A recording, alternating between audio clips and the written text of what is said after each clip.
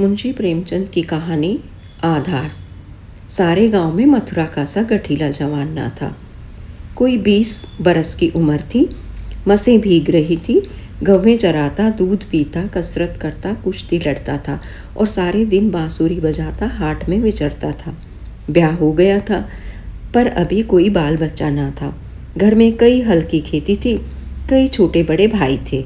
वे सब मिलजुल कर खेती बाड़ी करते थे। मथुरा पर सारे गांव को गर्व था। जब उसे जांघिया, लंगोटे, नाल या मुकदर के लिए रुपए पैसे की जरूरत पड़ती तो तुरंत दे दिए जाते थे। सारे घर की यही अभिलाषा थी कि मथुरा पहलवान हो जाए और अखाड़े में अपने सवाए को पछाड़े। इस लाड प्यार से मथुरा जरा टर्रा हो गया था। गायें किसी के खेत में पड़ी हैं और आप अखाड़े में दंड लगा रहा है। कोई उलाना देता तो उसकी त्योरियां बदल जाती। गरज कर कहता जो मन में आए कर लो।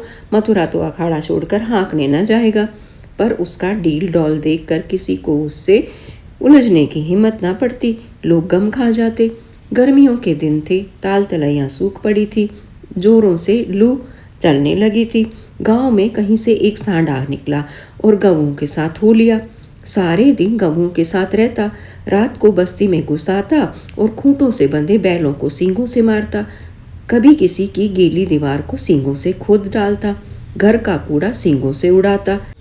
कई किसानों ने साग भाजी लगा रखी थी। सारे दिन सींचते सींचते मरते थे। ये सांड रात को उन हरे भरे खेतों में पहुंच जाता और खेत का खेत तबाह कर देता। लोग उसे डंडों से मारते। गांव के बाहर भगा आते, लेकिन जरा देर में गायों में पहुंच जाता। किसी की अकल काम न करती थी कि इस संकट को कैसे टाला जाए। मथुरा का घर गांव के बीच में था, इसलिए उसके खेतों को सांड से कोई हानि न पहुंचती थी। गांव में उपद्रव मचा हुआ था और मथुरा को जरा भी चिंता न थी। आखिर जब धैर्य का अंतिम बंधन टूट गया तो एक दिन लोगों ने जाकर मथुरा को घेरा और बोले, भाई कहो तो गांव में रहें, कहो तो निकल जाए। जब खेती ही न बचेगी तो रहकर क्या करेंगे। तुम्हारी गायों के पीछे हमारा सत्यानाश हुआ जाता है और तुम अपने रंग में मस्त हो। अगर भगवान ने तुम्हें बल दिया है तो उससे किसी की रक्षा करनी चाहिए, ये नहीं कि सबको पीस कर पी जाओ। सांड तुम्हारी गायों के कारण आता है और उसे भगाना तुम्हारा काम है, लेकिन तुम कानों में तेल डाले बैठे हो, मानो तुमसे कुछ मतलब ही नहीं। मथुरा को उनकी दशा पर दया आई। बलवान मनुष्य पराय दयालु होता है। बोला, अच्छा जाओ, हम आज सांड को भगा देंगे। एक आदमी ने कहा, दूर तक भगाना, नहीं तो फिर लौट आएगा। मथुरा ने कंधे पर लाठी रखते हुए उत्तर दिया, अब लौट कर ना आएगा। चिलचिलाती दोपहर थी। मथुरा सांड को भगाए लिए जाता था। दोनों पसीने से तर थे। सांड बार बार गांव की ओर घूमने की चेष्टा करता, लेकिन मथुरा उसका इरादा ताड़कर दूर ही से उसकी राह छींक देता। सांड क्रोध से उन्मत्त होकर कभी कभी पीछे मुड़कर मथुरा पर तोड़ करना चाहता, लेकिन उस समय मथुरा सामना बचाकर बगल से ताबड़तोड़ इतनी लाठियां जमाता कि सांड को फिर भागना पड़ता। कभी दोनों अरहर के खेतों में दौड़ते, कभी झाड़ियों में। अरहर की खूंटियों से मथुरा के पांव लहूलुहान हो रहे थे। झाड़ियों में धोती फट गई थी, पर उसे इस समय सांड का पीछा करने के सिवा और कोई सूध न थी। गांव पर गांव आते थे और निकल जाते थे। मथुरा ने निश्चय कर लिया कि इसे नदी पार भगाए बिना दम न लूंगा। उसका कंठ सूख गया था और आंखें लाल हो गई थी। रोम रोम में चिंगारियां सी निकल रही थी। दम उखड़ गया था, लेकिन वह एक क्षण के लिए भी दम न लेता था। 2-2.5 घंटे के बाद जाकर नदी आई। यही हार जीत का फैसला होने वाला था। यहीं से दोनों खिलाड़ियों को अपने दांव पेंच के जोहर दिखाने थे। सांड सोचता था अगर नदी में उतर गया तो ये मार ही डालेगा। एक बार जान लड़ाकर लौटने की कोशिश करनी चाहिए। मथुरा सोचता था अगर वह लौट पड़ा तो इतनी मेहनत व्यर्थ हो जाएगी और गांव के लोग मेरी हंसी उड़ाएंगे। दोनों अपने अपने घात में थे। सांड ने बहुत चाहा कि तेज दौड़कर आगे निकल जाऊं और वहां से पीछे को फिरूं, पर मथुरा ने उसे मुड़ने का मौका न दिया। उसकी जान इस वक्त सुई की नोक पर थी। एक हाथ भी चूका और प्राण भी गए। जरा पैर फिसला, फिर उठना नसीब न होगा। आखिर मनुष्य ने पशु पर विजय पाई और सांड को नदी में घुसने के सिवा और कोई उपाय न सूझा। मथुरा भी उसके पीछे नदी पर बैठ गया। इतने डंडे लगाए कि उसकी लाठी टूट गई। अब मथुरा को जोरों से प्यास लगी। उसने नदी में मुंह लगा लिया और इस तरह होंक होंक कर पीने लगा मानो सारी नदी पी जाएगा।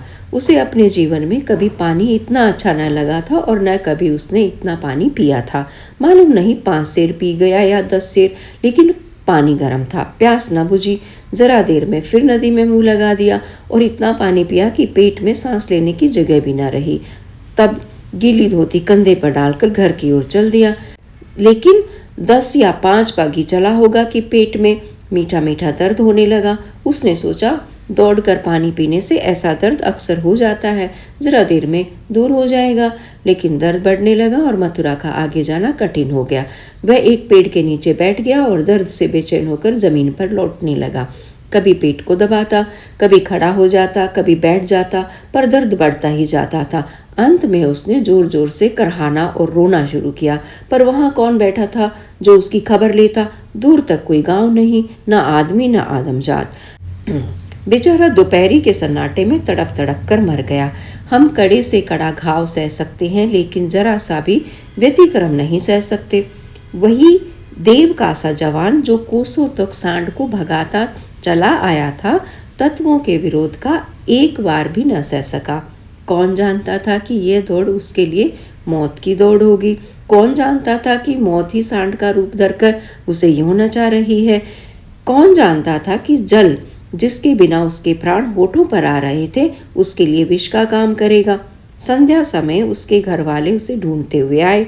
देखा तो वह अनंत विश्राम में मग्न था। 1 महीना गुजर गया। गांव वाले अपने काम धंधे में लगे।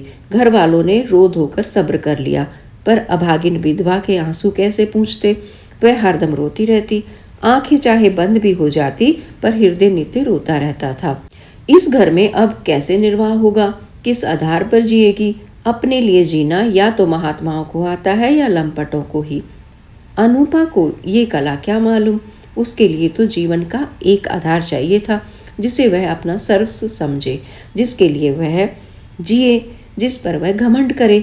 घर वालों को ये गवारा ना था कि वह कोई दूसरा घर करे, इसमें बदनामी थी। इसके सिवा ऐसी सुशील, घर के कामों में कुशल, लेन देन के मामलों में इतनी चतुर और रंग रूप की ऐसी सराहनीय स्त्री का किसी दूसरे के घर पड़ जाना ही उन सबको असह्य था। उधर अनूपा के मैके वाले एक जगह बातचीत पक्की कर रहे थे। जब सब बातें तय हो गई तो एक दिन अनूपा का भाई उसे विदा कराने आ पहुंचा। अब तो घर में खलबली मची। इधर कहा गया हम विदा न करेंगे, भाई ने कहा हम बिना विदा कराए मानेंगे नहीं। गांव के आदमी जमा हो गए, पंचायत होने लगी। ये निश्चय हुआ कि अनूपा पर छोड़ दिया जाए, जी चाहे रहे। यहाँ वालों को विश्वास था कि अनूपा इतनी जल्द दूसरा घर करने को राजी न होगी। 2-4 बार ऐसा कह भी चुकी थी, लेकिन उस वक्त जो पूछा गया तो वह जाने को तैयार थी। आखिर उसकी विदाई का सामान होने लगा। डोली आ गई। गांव भर की स्त्रियां उसे देखने आई। अनूपा उठकर अपनी सास के पैरों में गिर पड़ी और हाथ जोड़कर बोली, अम्मा, कहा सुना माफ करना। जी में तो था कि इसी घर में पड़ी रहूं, पर भगवान को मंजूर नहीं है। ये कहते कहते उसकी जबान बंद हो गई।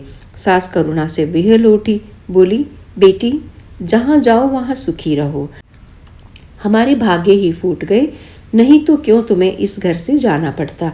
भगवान का दिया और सब कुछ है, पर उन्होंने जो नहीं दिया उसमें अपना क्या बस आज तुम्हारा देवर सयाना होता तो बिगड़ी बात बन जाती। तुम्हारे मन में बैठे तो इसी को अपना समझो, पालो पोसो, बड़ा हो जाएगा तो सगाई कर दूंगी। ये कहकर उसने अपने सबसे छोटे लड़के वासुदेव से पूछा, क्यों रे, भौजाई से शादी करेगा? वासुदेव की उम्र 5 साल से अधिक न थी। अब कि उसका ब्याह होने वाला था, बातचीत हो चुकी थी। बोला, तब तो दूसरे के घर न जाएगी ना?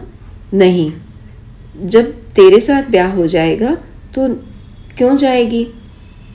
तब मैं करूँगा। अच्छा, उससे पूछ, तुझसे ब्याह करेगी? वासुदेव अनूप की गोद में जा बैठा और शर्माता हुआ बोला, हमसे ब्याह करोगी?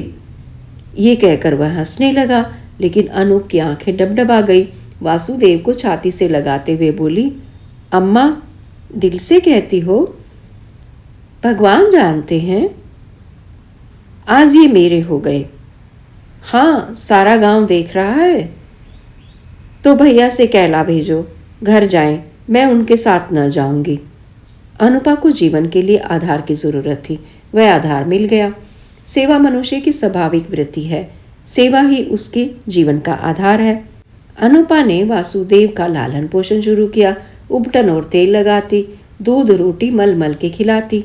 आप तालाब नहाने जाती तो उसे भी नहलाती, खेत में जाती तो उसे भी साथ ले जाती। थोड़े ही दिनों में उससे हिल मिल गया कि एक क्षण भी उसे ना छोड़ता। माँ को भूल गया। कुछ खाने को जी चाहता तो अनुपा से मांगता। खेल में मार खाता तो रोता हुआ अनुपा के पास आता। अनुपा ही उसे सुलाती, अनुपा ही जगाती। बीमार हो तो अनुपा ही गोद में लेकर बदलू वैद्य के घर जाती और दवाएं पिलाती। गांव के स्त्री पुरुष उसकी ये प्रेम तपस्या देखते और दांतों तले उंगली दबाते। पहले बिरले ही किसी को उस पर विश्वास था। लोग समझते थे साल 2 साल में इसका जी उब जाएगा और किसी तरफ का रास्ता लेगी। इस दूधमुहे बच्चे के नाम पर कब तक बैठी रहेगी। लेकिन ये सारी आकांक्षाएं निर्मूल निकली। अनुपा को किसी ने अपने व्रत से विचलित होते ना देखा। जिस हृदय में सेवा का स्रोत बह रहा हो, स्वाधीन सेवा का, उसमें वासनाओं के लिए कहाँ स्थान। वासना का वार निर्मम, आशाहीन, आधारहीन प्राणियों पर ही होता है। चोर की अंधेरे में चलती है, उजाले में नहीं। वासुदेव को भी कसरत का शौक था। उसकी शक्ल सूरत मथुरा से मिलती जुलती थी। डील डोल भी वैसा ही था। उसने फिर अखाड़ा जगाया और उसकी बांसुरी की तानें फिर खेतों में गूंजने लगी। इस भांति 13 बरस गुजर गए। वासुदेव और अनुपा में सगाई की तैयारी होने लगी। लेकिन अब अनुपा वह अनुपा ना थी जिसने 14 वर्ष पहले वासुदेव को पति भाव से देखा था। अब उस भाव का स्थान मातृभाव ने लिया था। इधर कुछ दिनों से वह एक गहरे सोच में डूबी रहती थी। सगाई के दिन जो जो निकट आते थे उसका दिल बैठ जाता था। अपने जीवन में इतने बड़े परिवर्तन की कल्पना ही से उसका कलेजा दहक उठता था। जिसे बालक की भांति पाला पोसा, उसे पति बनाते हुए लज्जा से उसका मुख लाल हो जाता था। द्वार पर नगाड़ा बज रहा था। बिरादरी के लोग जमा थे। घर में गाना हो रहा था। आज सगाई की तिथि थी। सहसा अनुपा ने जाकर सास से कहा, अम्मा, मैं तो लाज के मारे मरी जा रही हूँ। सास ने भौचक्की होकर पूछा, क्यों बेटी, क्या है? मैं सगाई ना करूँगी। कैसी बात करती है बेटी, सारी तैयारी हो गई। लोग सुनेंगे तो क्या कहेंगे? जो चाहे कहें। जिनके नाम पर 14 वर्ष बैठी रही उसी के नाम पर अब भी बैठी रहूंगी। मैंने समझा था मर्द के बिना औरत से रहा ना जाता होगा। मेरी तो भगवान ने इज्जत आबरू निभा दी। जब नई उम्र के दिन कट गए तो अब कौन चिंता है। वासुदेव की सगाई कोई लड़की खोज कर दो। जैसे अब तक उसे पाला उसी तरह अब उसके बाल बच्चों को पालूंगी।